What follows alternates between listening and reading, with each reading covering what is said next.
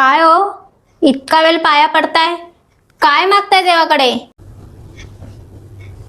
काही नाही ग, युद्ध थांबलं म्हणून ना देवाचे आभार मानत होतो.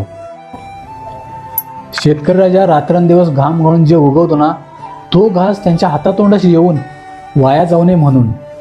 अगं गेले कित्येक दिवस एक्सपोर्ट झालाच नाही.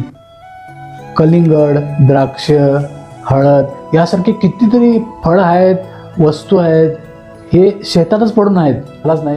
त्याच्यामुळे शेतकरी राजांना खूप काळजीमध्ये आहे.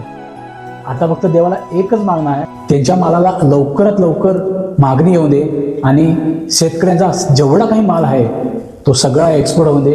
एवढंच माझं देवापुढे मागणं आहे, जेणेकरून शेतकरी राजा सुखी राहील.